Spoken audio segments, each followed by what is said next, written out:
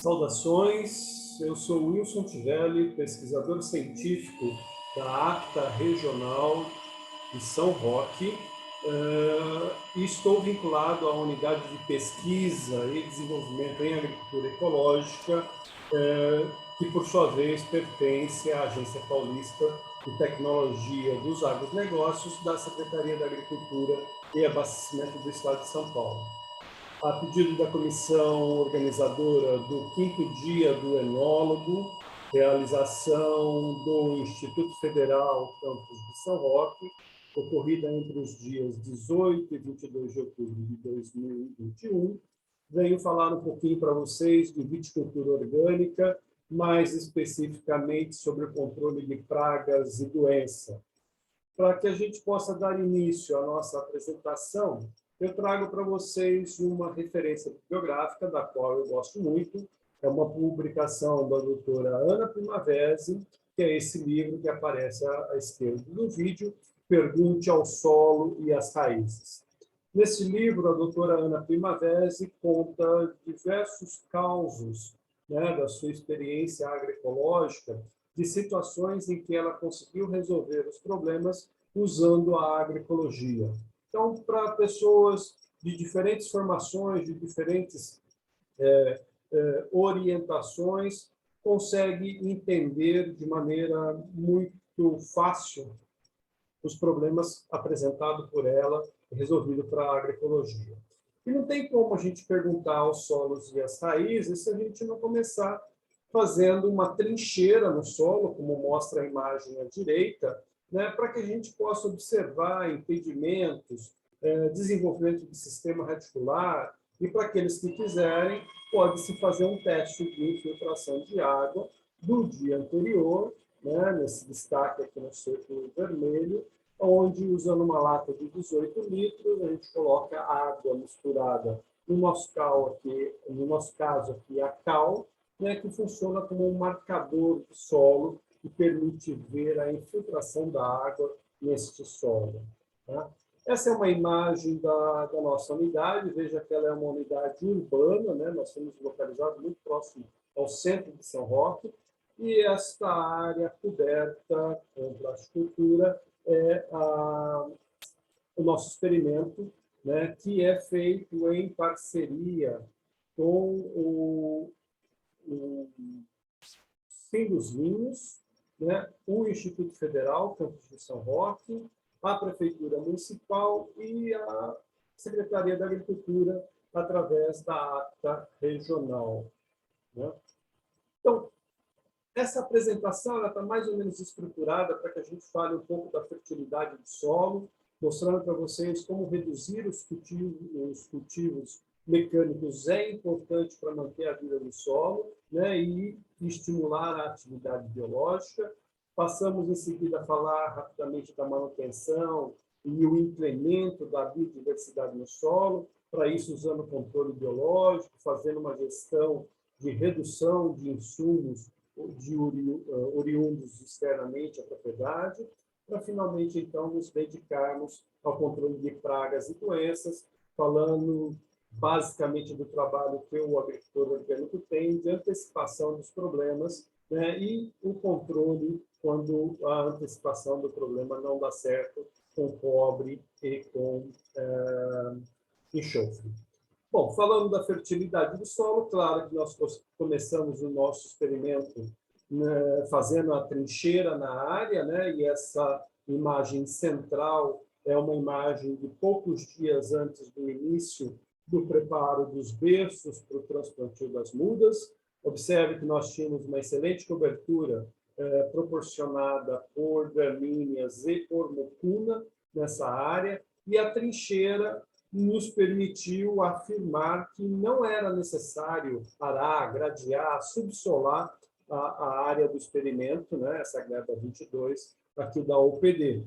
E assim, poucos dias depois, estávamos nós, aí no dia 4 de setembro de 2018, abrindo os berços para plantio, usando uma escavadeira para fazer esse trabalho. Observe que a terra não foi revolvida, não expusemos o solo à luz solar desnecessariamente. A única coisa que nós precisamos fazer, em função do excesso de palha que tinha, é afastar essa palha da linha de plantio para facilitar o nosso trabalho. Então, uma coisa extremamente importante é reduzir esses cultivos mecânicos que é feito dentro das áreas de cultivo, né? Seja aração, seja gradagem, seja subsolagem, quando elas não são necessárias.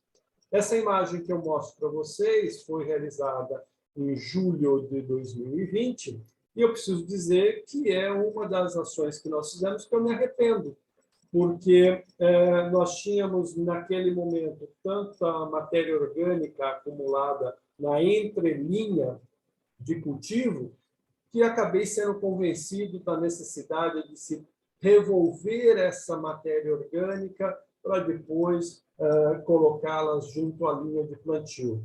Mas entendo que isto é um erro, porque depois, para reestabelecer as plantas espontâneas nessa área, deu muito trabalho, chegando ao ponto que a gente mostra mais para frente, de transplantar braquiária para que a gente tivesse a cobertura no solo. Então, não havendo necessidade de mexer no solo, não mexa com o solo. Reduz os cultivos mecânicos, porque a luz solar, com o seu ultravioleta, é um dos melhores sanitizantes que nós temos. E à medida que nós expomos as camadas do solo, mesmo superficiais, nós estamos matando a vida biológica desse solo, expomos minhocas, expomos micro-organismos benéficos que nos interessam. Na verdade, o que nós temos que procurar fazer sempre é estimular a vida microbiana do solo, né? Através de estimular a atividade biológica. E uma das formas que nós fazemos para isso aqui na unidade é o manejo das plantas espontâneas dentro da área, fazendo roçadas alternadas entre as linhas de cultivo, né? E assim nós já conseguimos, por exemplo, nesse período aí de outubro de 2018 a maio de 2019, acumular uma produção de 12,6 toneladas por hectare de massa seca, né? E para aqueles que ouviram já falar de adubação verde, quando a gente consegue 10 toneladas por hectare de adubação verde, de massa seca, né? Todo mundo fica muito feliz. E aqui, manejando as plantas espontâneas, num período que não chegou nem a um ano, nós conseguimos 12,6 toneladas. Então, daí a importância, né, dessa cobertura vegetal, estimulando a vida microbiana nesse solo, né, e também na sua superfície. Observe aqui num outro momento, né, aqui num momento mais de inverno, onde nós temos aqui agosto de 2019, a grande quantidade de nabo forrageiro, que já é endêmico nessa área, não precisa mais semeá-lo, né? Abaixou a temperatura de 15 graus, o nabo está vindo. E, lógico, aqui nós temos uma cerca viva, um quebra-vento, que mais para frente a gente menciona um pouquinho para você. Então, veja a importância de se manejar as plantas espontâneas na área, estimulando a atividade biológica, fazendo uma adubação verde, no caso do nabo forrageiro, funcionando como um subsolador dessa área, porque a raiz dele permite com que a gente quebre qualquer camada que se forme de adensamento na área. E para evitar também a compactação, sempre que possível, e aqui no nosso caso nós fazemos assim, nós utilizamos uma roçadeira costal para fazer o manejo das plantas espontâneas em linhas alternadas. Claro que em áreas maiores, como nesse agricultor em Indaiatuba, o sítio Catavento, pode-se adaptar, né, sistemas mecanizados, semi-mecanizados, como nesse microtrator da Yama, com uma roçadeira dianteira, aonde o operador caminha atrás, né, desse microtrator, fazendo a roçada do vinhedo, né, fazendo com que permaneça toda essa cobertura sobre essa área, né, trazendo um grande benefício aí com a cobertura morta em termos de temperatura do solo, em termos de manutenção da umidade desse solo. Tá? Falando um pouco da manutenção e o incremento da biodiversidade, todo esse manejo das plantas espontâneas, né, ele nos favorece no sentido de aumentar a vida biológica nesse solo. Veja aqui numa planta de caruru, nós temos uma joaninha, né, atrás dos seus pulgões, e com isso a gente mantém uma população de joaninha que, para a ocorrência de qualquer ataque de pulgão no vinhedo, nós já temos uma população microbiana lá formada. A mesma coisa, ao lado, nós temos aqui no centro um pulgão mumificado, né? Sinal de que também o tricograma está funcionando dentro dessa área, dentro do controle biológico. Então, a importância de ter o controle biológico natural, né?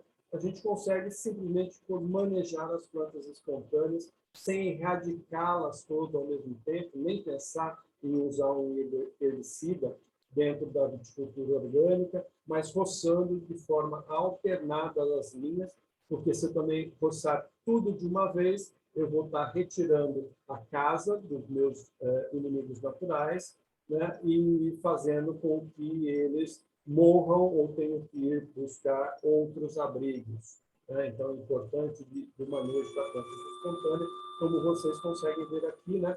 Uma linha roçada, enquanto a outra permanece vegetando. Aí, à medida que cresceu o mato nessa linha na esquerda, eu posso vir e roçar aonde agora a braquiária está crescendo. E, com isso, eu vou favorecendo o controle biológico na área, fazendo a manutenção ou o incremento da biodiversidade dentro do meu vinhedo. Falando em quebra-ventos, é claro que quando a gente fala em quebra-ventos, todo mundo lembra a função que o próprio nome diz, né, dessa técnica de cerca viva com quebra-vento. Claro, ele tem a função de fazer essa barreira e criar um microclima dentro do vinhedo. Mas é importante, quando nós pensamos na construção dos quebra-ventos, na divisa da propriedade e mesmo no interior das suas glebas, que a gente busque plantas que tenham flores, né, que passem o tempo do ano florida. Porque o pólen das flores ele fornece alimento normalmente para as fases iniciais do desenvolvimento de uma série de predadores. Então, os insetos pragas, em especial, eles têm uma altura de voo entre meio metro e 1,5 metro de altura. E a hora que eles chegam à propriedade, chega a uma gleba e encontram uma cerca viva, né, ela funciona como uma barreira física ao deslocamento desses insetos. Se a gente tiver a possibilidade de proporcionar um ambiente favorável à instalação de predadores, como, por exemplo, a colocação de plantas com flores, além da barreira física, ela vai encontrar uma barreira biológica com aranhas, com ácaros predadores, com lixeiro, com uma série de insetos, percevejos, que funcionam para predar as pragas que estão se aproximando da nossa área de cultivo. Então, planejar e desenvolver quebra-ventos na propriedade é uma forma de favorecer, além do incremento, do aumento da biodiversidade, favorecer o controle biológico dentro dessas áreas. Um dos trabalhos recentes que eu conheço, claro, não foi com vinhedo, é em culturas de cereais, trabalhando a integração lavoura e floresta, né? Esse trabalho de Roese e Etial, de 2020, né? Eles comprovaram que a incidência e a intensidade de doenças diminuiu tanto nas folhas como nas raízes das culturas que eles estavam avaliando, que no caso era soja e milho. E esse estudo também comprovou que essa diminuição, essa mitigação, ela é válida para a maioria das doenças. No caso, o quebra-vento deles, esse é um trabalho feito no Paraná, né? Foi feito o quebra-vento com eucalipto e carvalho prateado, e eles constataram, né, que essas espécies também favorecem a atividade microbiana benéfica do solo. E, por último, aí eles destacam que o principal fator, né, é o microclima, né, para reduzir a incidência de doenças em sistemas florestados, em sistemas com quebra-vento. Então, aqui nós temos uma imagem da unidade por um outro ângulo, né? Então, veja o quebra-vento que nós temos em praticamente todos os lados da unidade. Aqui um quebra-vento feito com murta, na frente um quebra-vento feito com girassolzinho, né? E na parte sul um quebra-vento feito por um antigo pomar de banana, mas com o desenvolvimento também de um quebra-vento feito de girassolzinho que nós temos aqui. Então, com isso, a gente consegue proteger esse vinhedo e também, uma outra função que a gente pode dizer, né, tirar a visão de quem passa na rua do que está acontecendo aqui dentro, e evitando uma das principais pragas que nós temos hoje em nossos pomares, que é o roubo, né, logo um pouco antes do momento de colheita. Né? Falando na gestão e redução de insumos, né, na agroecologia a gente toma muito cuidado quando nós queremos trazer material de fora, e aqui vocês estão vendo momentos diferentes de aplicação de calcário, né, porque nós temos, no período de conversão de uma propriedade do sistema convencional para o sistema orgânico, o momento de se fazer as correções de solo. E depois, quando nós já estamos produzindo de forma orgânica, nós não podemos colocar muito calcário de uma única vez. Em geral, a gente regula para 800 kg de calcário por hectare, que dá 80 gramas por metro quadrado, que é o caso que vocês estão vendo nessa aplicação, porque se a gente aumenta a quantidade de calcário que a gente aplica, nós vamos estar alterando o pH, e alterando o pH do solo, nós vamos estar eliminando parte da vida benéfica que nós temos nele, que vai ter que se formar e estruturar numa nova condição de pH, de acidez desse solo. Então, é importante olhar para esse detalhe, né, no planejamento agrícola, para que a gente faça o que for necessário de calagem, de fosfatagem, de rochagem, né, no período de conversão, que no caso do vinhedo é 18 meses, né, para que a gente não tenha que fazer grandes aplicações depois que a cultura já é orgânica.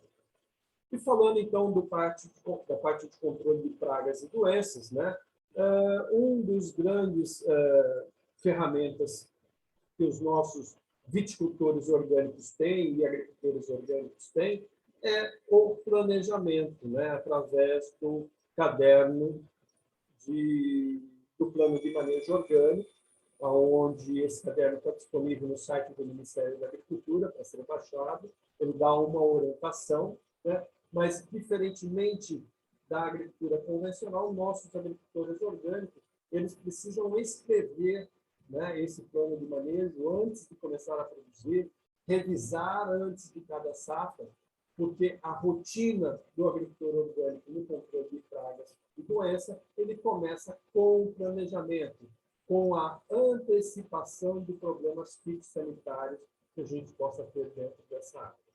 Então, para falar nas antecipações de problemas, eu preciso apresentar para vocês um ponto nevrálgico aí que nós temos, que é a fertilidade do solo, onde nós trabalhamos com equilíbrio de base, né, que é um trabalho desenvolvido por um professor americano em meados do século passado, né, e da teoria da trofobiose, aí já com um pesquisador francês, Chabousseau, né, e o equilíbrio de base pelo William Albrecht, né, que a gente fala agora a seguir. Então, falando em equilíbrio de base, o professor William Albrecht, né, ele estabeleceu que para que a gente possa produzir em equilíbrio, o cálcio ele precisa estar na proporção em relação a CTC, que é a capacidade de troca de cargas no solo, entre 55% e 65%. Assim como o magnésio, ele precisa estar na ordem de 10 a 15% da CTC, e o potássio entre 3 a 5%, e eu falo que para vinhedo, né, nós podemos chegar até a 7% do potássio em relação à CTC. Né? Esses dados, eles trazem para a gente outros valores, como que para produzir uva, e a grande maioria das culturas, eu não preciso ter fósforo acima de 50 miligramas por decímetro cúbico. O ideal seria trabalhar com enxofre a 25 miligramas por decímetro cúbico, a gente já vai falar um pouquinho mais desse enxofre. Boro, todo ano eu preciso olhar o boro aí para ter em torno de 1 miligrama por decímetro cúbico na minha área. Cobre, 2 miligramas por decímetro cúbico.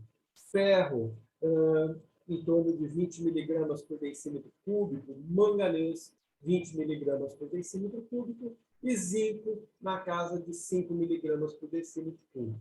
E, por último, mas não menos importante, nós precisamos falar do teor de matéria orgânica, que para que a gente tenha um cultivo realmente em condições de dizer que, olha, esse cultivo é orgânico, eu preciso pensar em uma matéria orgânica mínima de 2,5% no solo, e variando até 5%, que é um sonho de consumo de qualquer agricultor orgânico, ter aí em torno de 5% de matéria orgânica.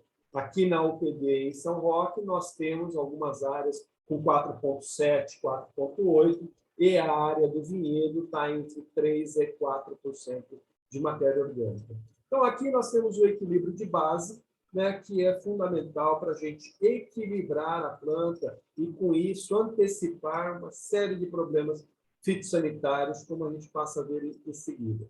Vamos começar aqui com análise de solo, né, porque muitos agricultores acham caro pagar 50, 65 reais numa análise de solo, mas ela é a ferramenta inicial para que a gente possa começar a antecipar os problemas. Vejam lá, a área aqui da unidade, nos diferentes anos que nós tiramos essa amostragem de solo, mostrou que nós temos entre 222 e 289 miligramas por decímetro cúbico. Claro, isso é muito mais do que os 50 miligramas que eu acabei de apresentar para vocês, se fosse 60, né, mas entre 50 e 60 miligramas, que seria o ideal para o equilíbrio, ter o equilíbrio de base. Então, eu tenho muito fósforo nesse solo. Isso em razão dessa unidade de pesquisa vinculada à APTA, né, ser uma unidade de pesquisa desde 1928. Nós temos aí, portanto, 93 anos de pesquisas sendo realizadas, e esse período acabou-se com as adubações e com a atividade biológica, elevando muito fósforo nessa área. O que esse excesso de fósforo nos causa? Primeiro, né, a boa notícia é que eu não preciso pôr mais fósforo no solo, né? Não preciso adubar mais com fósforo, mas o excesso de fósforo, ele inibe a absorção de zinco. Então, mesmo eu tendo nesse solo um teor de zinco, pelas análises de solo, entre 5 e 8,8 miligramas, ou seja, acima, né, do valor considerado ideal, nós sabemos que a planta, a videira, ela não vai conseguir absorver o zinco necessário em função do excesso de fósforo que tem. Então, nesse vinhedo nosso, todo ano, nós fazemos pulverização foliar de zinco, porque nós sabemos que o solo tem zinco, mas o excesso de fósforo não. Então, veja como a gente consegue antecipar problemas, porque a ausência de zinco na planta predispõe ela ao ataque de insetos desfolhadores. Então, uma planta equilibrada em zinco, ela praticamente não tem problema com insetos desfolhadores, né? E aqui, às vezes, olhando só a análise de solo, esquecendo de fazer essa correlação com o fósforo, eu posso ter uma quantidade suficiente de zinco no solo, mas pelo excesso de fósforo, o zinco acaba não sendo absorvido. Isso é uma coisa comum em áreas cultivadas há muito tempo. Veja que em relação ao enxofre, nós falamos para vocês minutos atrás aí que o ideal é ter 25 miligramas por decímetro cúbico. Na verdade, a gente precisa trabalhar com uma relação entre o enxofre e o nitrogênio de 10 para 1. Né? Nós temos que trabalhar, desculpe, aqui está invertido, né? Nitrogênio e enxofre, né? De 10 para 1. Então, se eu tenho 2,5% de matéria orgânica no solo, eu preciso ter no mínimo 25 miligramas por decímetro cúbico de enxofre. Olha os nossos solos aqui na unidade. Eles estão entre 4 e 8 miligramas por decímetro cúbico. Então, está abaixo da relação. Eu deveria ter aqui entre 30 e 40 miligramas por decímetro cúbico. Bom, mas o que acontece tendo baixo enxofre no solo? Nós sabemos, pela teoria da trofobiose, né, que plantas deficientes em enxofre, elas ficam predispostas ao ataque de ácaros. Né? Então, com um baixo teor de enxofre no solo, nós temos isso. Então, nos primeiros anos de cultivo, com 8 miligramas por decímetro cúbico de enxofre no solo, nós até não tivemos problemas de ácaro, mas o ano passado, com 4 miligramas por decímetro cúbico, adivinha quem apareceu? Pois é, o ácaro da erinose da videira.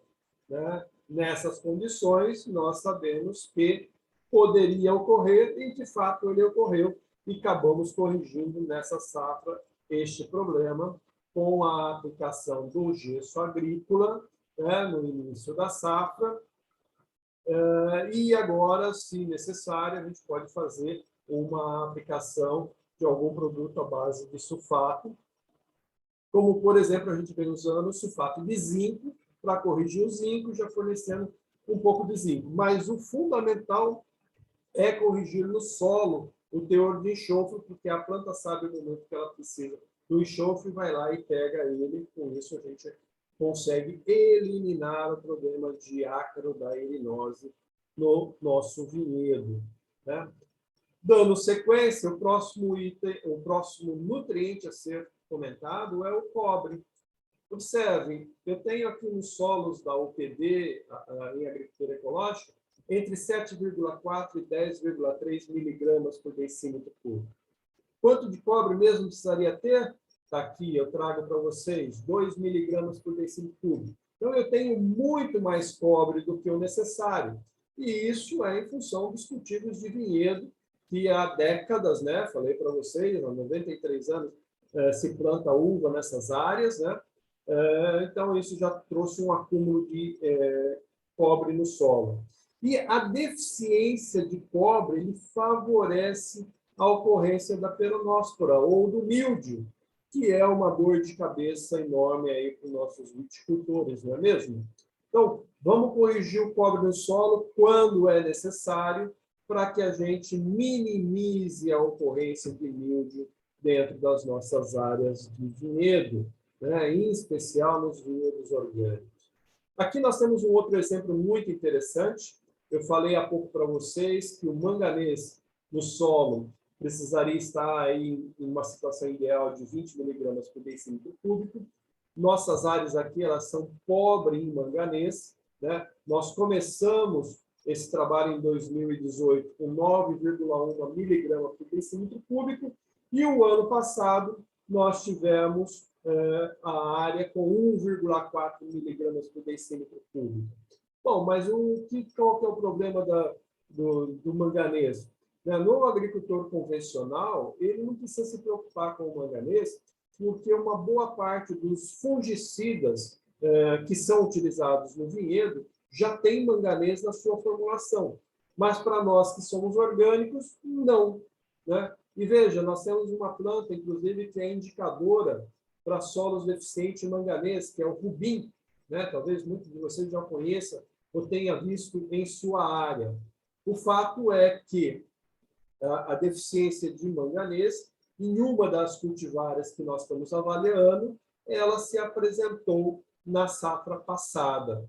E, por isso, para a safra deste ano, nós estamos corrigindo para não ver esse sintoma no vinhedo, com a aplicação no solo, no momento em que estava sendo feita a poda de sulfato manganoso ou sulfato de manganês, né? E agora, se necessário, for entrando com a aplicação foliar aí de 3 gramas por litro de água pulverizada no vinhedo, para não ter estes sintomas, né, que nós tivemos na safra passada, em função da deficiência. Veja como a gente consegue antecipar, né, os problemas, trabalhando muito com a fertilidade. Veja aí uma outra dor de cabeça, na verdade, 2 dores de cabeça para os nossos viticultores, que é a botrytis, né, nessa imagem central aqui nos cachos de uva, e de pulgões. Essa praga, essa doença, ela só ocorre quando há excesso de nitrogênio dentro do vinhedo. Então, muito cuidado com o aporte de nitrogênio, tanto no plantio ou na formação das mudas, como na adubação de produção, né, nas adubações de cobertura, porque nós exagerando na quantidade de nitrogênio aplicada, e isso acontece com grande facilidade, nós estamos favorecendo a ocorrência de botrytis e de pulgão. Com certeza, o nitrogênio é, na agricultura orgânica, o nutriente mais difícil que nós temos para manejá-lo, né? Veja aqui uma outra informação importante. Lembra lá do equilíbrio de base, onde eu tenho cálcio entre 55% e 65% da CTC? Pois é, quando há o desequilíbrio de cálcio em um vinhedo, ele predispõe a videira à ocorrência de antracnose. Olha lá a história que ela nos conta do uso da cal da bordaleza. Não foi lá o agricultor que jogou cal nas plantas para evitar o roubo, né, das uvas próximas à colheita, e percebeu que essa prática diminuiu a ocorrência de antracnose e doenças no pomar dele? Daqui, olha, o cálcio, a ausência, o desequilíbrio de cálcio, ele predispõe à ocorrência de antracnose. E todos vocês que trabalham com enologia sabem o estrago, as perdas que nós temos no processo industrial, né, no processamento da uva para vinho ou para suco, quando esse material vem contaminado com pragas e doenças. Então, a antracnose, a gente consegue manejar ela trabalhando o cálcio no solo, trabalhando o equilíbrio desse cálcio entre 55% e 65% em relação à capacidade de troca de cálcio, né, dentro no solo, né, dentro desse vinhedo. Olha, às vezes o pessoal passa a usar uma técnica e não sabe nem por que usa, né? Nós aqui na unidade, nós passamos a produzir, né, com a proteção de plástico, né? Então, um ambiente protegido, né? Porque nós antecipamos um problema. São Roque, diferentemente do que ocorre, por exemplo, na região de Campinas, tem muitos dias com orvalho, né? Então, a cobertura plástica no vinhedo experimental aqui da UPB São Roque, nessa parceria com o Sindus Vinhos, com o Instituto Federal, com a Prefeitura de São Roque, na área da APTA regional, foi colocado plástico para que o orvalho diminua o molhamento foliar dessas plantas. E, sempre quando a gente estuda a parte de doença, nós sabemos que para que ocorra a doença, nós precisamos do hospedeiro, que é o vinhedo, nós precisamos da praga, ou da doença, e ela está por aí no ambiente, nós precisamos de umidade adequada para a praga e para a doença ocorrer. Então, aqui nós estamos cortando já um tripé, né, dessa possibilidade de ocorrência de doença, né? E claro que tem o fator de tempo em que a planta fica predisposta aos patógenos, aos agentes patogênicos que estão na área e às condições ambientes. Então, o plástico, o uso da cobertura plástica em São Roque, ela é motivada no vinhedo orgânico para cortar um dos fatores que leva à ocorrência ocorrência de doenças, que é o molhamento, no nosso caso, causado por orvalho. Né? Então, nós temos aqui o plástico como um efeito guarda-chuva dentro do nosso planejamento, dentro do nosso plano de manejo orgânico do vinhedo. Falando nas pragas, né, para não ficarmos só em doenças, né, está aqui uma praga, que são as formigas cortadeiras, que é dor de cabeça para todo viticultor logo que instala o vinhedo, depois que ele poda o vinhedo em cada safra, né, as formigas podendo causar grandes danos na cultura. Da teoria da trofobiose, nós sabemos que plantas deficientes em molibdênios, elas ficam expostas ou ficam predispostas ao ataque de formigas cortadeiras. Então, o que nós podemos fazer para minimizar isso? Podemos usar a remineralização do solo com a aplicação do pó de pedra ou pó de rocha. No nosso caso aqui, nós fizemos isso no segundo ano, na dosagem de 500 gramas de pó de rocha por metro quadrado, para que fornecesse não só o molibdênio, mas todos os demais micronutrientes que a planta, porventura, fosse necessitar e tivesse baixo no solo. Podemos trabalhar com a adubação foliar, à base de molibdênio, né? Então, todos os adubos foliares permitidos ou utilizados na agricultura convencional é permitido na agricultura orgânica. Então, podemos entrar com monobilitato de amônio, por exemplo, para fazer a adubação foliar nessa planta. Né? E também, claro, né, não funcionou preventivamente essa antecipação do problema, eu posso deixar previsto lá no meu plano de manejo que, num ataque de formiga, eu posso entrar com isca formicida orgânica. Isso já existe no mercado, essa possibilidade. Nós aqui, em alguns anos, não aqui no vinhedo, mas usamos também já o trabalho de substituição da terra solta sobre o vinhedo, né, trocando de um formigueiro, né, de um formigueiro para outro formigueiro. Então, a terra que as formigas trazem para cima, raspa essa terra e tenha certeza que onde você vai levar é um formigueiro diferente desse que você pegou a terra, que não é um olho adicional, né? E troque a terra, leva desse formigueiro para o outro e traz do outro para este. Com isso, as formigas têm feromônio e ela vai ter, colocando essa terra sobre o olho do formigueiro, ela vai ter a sensação de estar sendo atacada por um outro ninho, um outro grupo de formigas, e com isso ela não sai para cortar, e com isso o formigueiro acaba se amuando, acaba se mutilando. Claro que eu preciso repor essa terra algumas vezes ao longo de alguns dias, né, para que esse efeito se ocorra. Bom, antecipar problemas na viticultura, todo viticultor sabe, né, que no momento da colheita nós temos a possibilidade de ataque de pássaros, né, e aqui nós temos um sabiá do campo, exímio comedor de uva, né, e para isso nós colocamos uma tela de proteção, porque isso é comum já em muitos vinhedos, principalmente para minimizar também o ataque de vespas, marimbondos, abelhas, né, que são atraídas pela doçura das nossas frutas e acabam prejudicando, danificando os cachos. Então, essa proteção ela é colocada no vinhedo só a partir do momento que as uvas começam a pintar, né, nós colocamos essa proteção todos os anos. Né? Nós temos outras preocupações.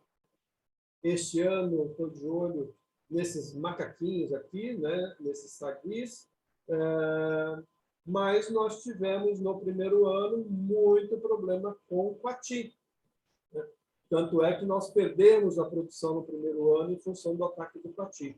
Veja o dano que eles fazem, eles chupam baga por baga, né, e joga a casquinha, não engole a casquinha, e nós conseguimos controlar isso no segundo ano, né, colocando uma cerca elétrica no entorno de todo o vinhedo, e 4 fios de cerca elétrica.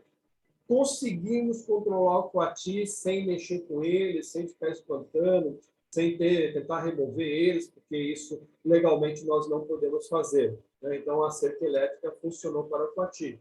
Então, nós temos que ver quais são as espécies que tem na área, né? Eu tenho relato de alguns produtores aqui com problemas de bugio, né, próximo à área de mata. Então, temos que estudar as alternativas e antecipar os problemas para o controle de pragas e doenças.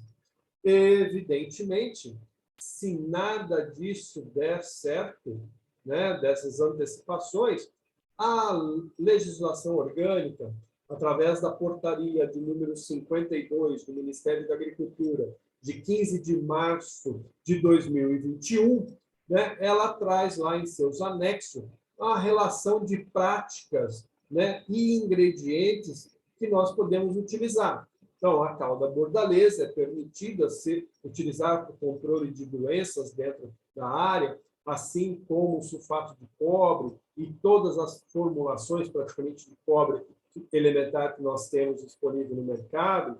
A cauda sulfocáustica como controle de doenças e também de pragas, e também como uma fórmula de quebrar a dormência no vinhedo orgânico. Então, se nada do nosso planejamento der certo, nós temos a possibilidade de usar produtos já conhecidos de muitos de vocês, como essas caudas à base de enxofre, à base de cal, à base de cobre, né?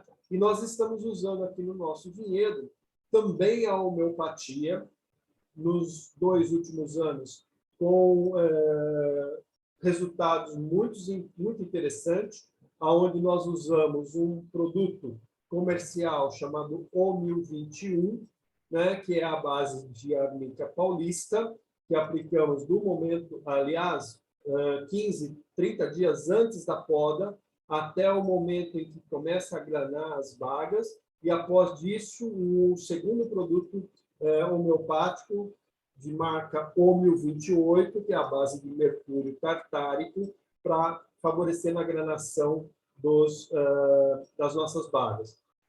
Temos gostado muito do resultado que a gente tem encontrado com o uso desse produto da homeopatia, né? E aqui tem a portaria que eu mencionei para vocês, caso alguém queira anotar. Essa é a nossa bíblia de referência, o nosso regulamento técnico, que é a portaria do mapa 52, de 15 de março deste ano, de 2021, onde o anexo 7º traz as substâncias, os ingredientes, as práticas que podem ser utilizadas. Então, vou concluindo essa minha apresentação, em função do tempo que me foi disponibilizado. Quero agradecer à comissão organizadora do 5º dia do enólogo, né, realizado pelo Instituto Federal de São Roque, entre os dias 18 e 22 de outubro de 2021. Para aqueles que ficarem em dúvida e queiram entrar em contato com a gente, está aqui o meu e-mail e o telefone da unidade, e eu fico à disposição para poder colaborar, se assim for necessário, responder possíveis perguntas dentro do que está ao meu alcance. Muito obrigado pela oportunidade, pela atenção de vocês, e nos vemos a qualquer hora. Um abraço.